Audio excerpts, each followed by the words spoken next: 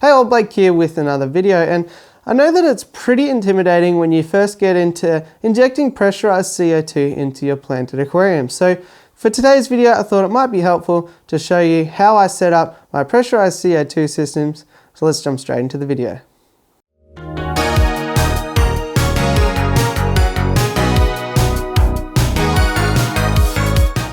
So first of all, I have to say a huge thanks to Nature Aquarium for sending me over all of these awesome AquaVivo products that we're going to take a look at in setting up our CO2 system today.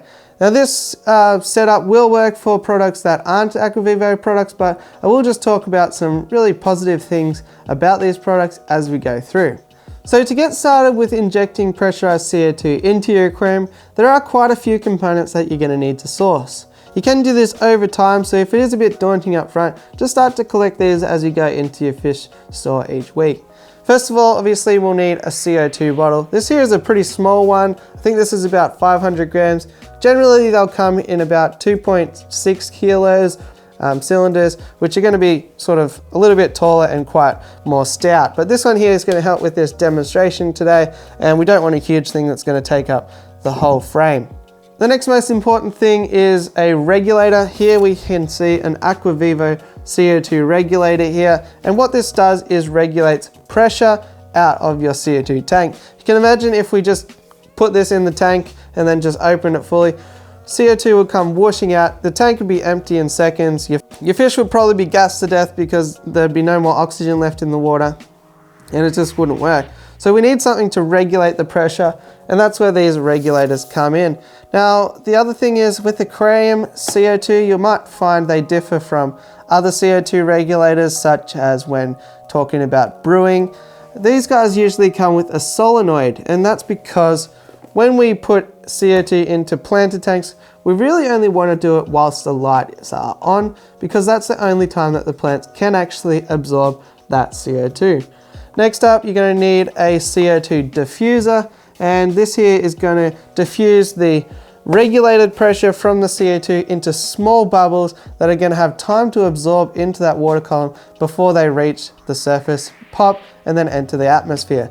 If you have huge bubbles, then you can imagine just that only the surface area is really going to dissolve into the water column. If we can break those up as small as possible, then we'll have a greater saturation of CO2 into the water. There's a couple of different diffusers here which I've got to show you as well, so I'll show you a number of options.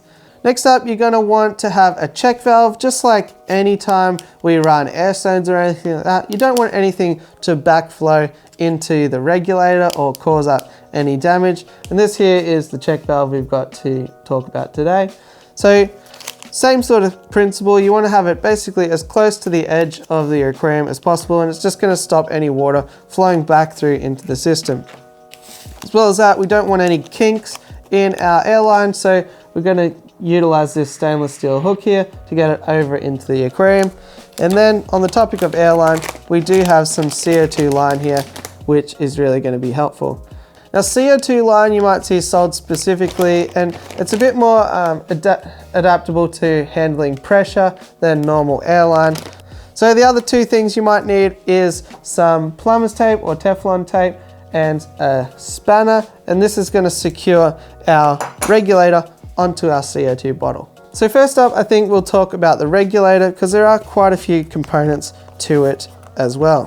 When you take a regulator out of the box, you'll probably find a nice, hopefully a nice compact little unit such as this AquaVivo one here. It's going to have probably a couple of gauges and a fine wheel here, like you can see here. As well as that, there'll probably be this little contraption here, which is called a bubble counter. And you'll probably also, if your regulator has a solenoid, like we just discussed, then you'll probably find an AC adapter in the box as well. So what exactly are all of these dials and contraptions telling us? Well, in the case of this AquaVivo one here, this one here is showing the pressure coming out of the regulator. This one here is showing the pressure inside the bottle. And this one here is a needle valve to do fine adjustments to increase or decrease the amount of bubbles going through our bubble counter. Now, this here is a bubble counter, and to set it up is pretty simple. A lot of people just fill it up with water, although people do suggest filling it up with mineral oil. I personally have never done that. I'd rather just fill it up when it evaporates rather than risk an oil slick on the top of my aquarium. But I do have to admit that filling these up is a massive pain. First of all, you got to disconnect the whole system and get it out, take the airline off this end. Well, something that I really find ingenious about this AquaVivo CO2 regulator here is that this one here is attached with a quick release system. So you can see I just put it in there and it's not going anywhere. Now, when it comes time to refill that bubble counter, all we have to do is depress this little coupling here, lift it out, and we're good to go. So that's a fantastic little feature that they've included there. I'm really impressed by that. But once it is full of water, you'll just, when it's all connected and running and you've got it plugged in during the time that the timer is on, you will notice bubbles going up through this column of water here. And that's how we're gonna regulate how much CO2 goes into our aquarium. So at this point in time, there's not really too much that we really need to worry about, just that our solenoid is plugged in and ready to go. The next step is to attach this regulator to our CO2 bottle. Just to make sure that there's no leaks, I like to place some Teflon tape, thread tape, plumber's tape on the threads of the input of the CO2 bottle here, just to make it a really nice snug fit. Make sure that you thread the tape in the same direction that you're going to screw your regulator on in. Otherwise, if they're in opposite directions, then it's just all going to bunch up. You probably will have leaks of carbon dioxide coming out there without you knowing. So we'll just place some thread tape on here now. Keep it nice and neat. Just maybe go around 3 or 4 times. Doesn't have to be too much. Otherwise, you'll probably find that you won't even be able to get your regulator on. Okay, so now that we've got our thread tape on the end of our CO2 bottle, just a matter of simply screwing on our regulator like so. Now, depending on which regulator you have, you might get a spanner with it that you can make sure it's nice and tight with. This one here is fitting on there pretty snugly, so I'm not going to be too concerned about it for this demonstration here. At that point in time, you've probably got a CO2 bottle that's going to stand upright by itself, and that's when I'd take off the top of my bubble counter and fill this with water. I'm just going to set this aside because unfortunately my CO2 bottle does not stand upright by itself. Fill that vial with water and then put this first one back on. Then we're going to take some of our CO2 line here, and this is going to be threaded onto the top of that bubble counter. So take your little coupling here that you screwed off the top of the bubble counter, slide that over the end, squeeze the CO2 line onto the end of the bubble counter and screw back down the coupling. Then run a length of that CO2 line up until you're around about the top area of your aquarium. I'm just going to cut it short so that we can continue to demonstrate. And that's when we're going to place our check valve. So check valves usually have an arrow on them indicating which way that they will allow flow. So this one here is directing towards the blue. You can also try it just by blowing. So in that case, we're just going to slip this directly over there, cut another piece of CO2 line and connect it like so. So now we've got our bubble counter, our check valve, and now we're ready to go into the aquarium. And that's where we're going to use our little stainless steel U here. Sometimes if these fittings are hard to get on, you can also just get a heat source and heat up the end just to make it a bit more flexible so that you can slip things like this over the edge. Then we're just going to slip the edge over our U here, and it should be able to hang on the side of our aquarium like so. We're ready to start getting into the diffuser. Now I've got 2 diffusers here from Nature Aquarium and AquaVivo. It looks like they come with their own check valves as well. So these are the 2 pretty popular styles of diffuser that you can get. First of all being the minimalist glass style diffuser with the ceramic disc at the end. It's going to get some nice fine bubbles. The other one, which is a bit more heavy duty and less prone to algae, is the stainless steel option. But obvious downside is that you'll see it a bit easier in your aquarium. So take your pick, whichever you like. Where it is also worth mentioning that the glass diffuser also comes with a glass U piece so that you can get that into your aquarium. I'm going to just show you how to attach it, but it is pretty straightforward.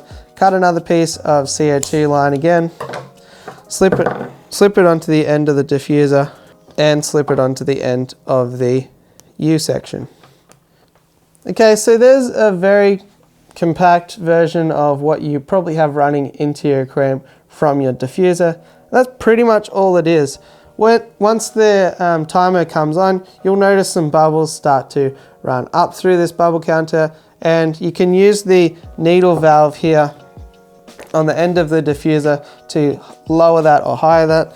Most people, as a general rule of thumb, use 1 bubble per second. Some of the super high-tech scapes use 2 or 3 bubbles per second, but it's not a thing that you need to be too concerned about. There's a huge amount of factors that will contribute to the amount of carbon dioxide saturation in your water. On that topic, it is kind of a gas, so surface agitation, just like how it brings in oxygen, it will gas off CO2. So things like air stones, sponge filters and the like, that's going to contribute to a loss of a lot of your CO2 that you're trying to introduce into your aquarium. So why would we go to all of this effort? Well, carbon is actually one of the biggest building blocks that plants have to grow. So by introducing pressurized carbon effectively, you will make sure that you have the fastest growing aquarium plants possible. In combination with an effective fertilizing regime and a decent light, you'll see growth in colors that you've never seen before. As well as that, once you have one system worked out, it's so easy to expand and get CO2 into multiple aquariums. This here is an example of a CO2 splitter, which attaches to the regulator, just the same as the bubble counter. And instantly, you can now have 2 different CO2 systems going at once. There are also splitters for not only 2, but up to 5 and 6 I've even seen. So once you do invest and get this capital upfront, it's easier to expand and introduce CO2 into more and more aquariums. Some pitfalls and warnings. First of all, if you've only really got slower growing plants like Java Fern and Anubias, CO2 probably isn't going to help that much.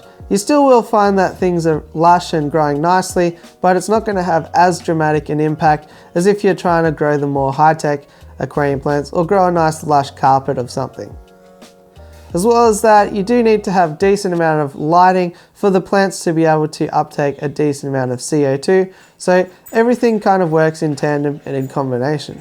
Overall, although it seems daunting in the beginning, give it a try because you'll see results that you never quite imagined you would before, and you'll probably never look back. Thanks again to Nature Aquarium for sending these awesome Aquavivo CO2 products and allowing me to put together this video showing you how to set up your CO2 system at home. If it did help, I'd really appreciate it if you like, subscribe and all that fun stuff. If you've got any further questions, feel free to let me know down below. And other than that, I'll catch you on the next one. Thanks for watching.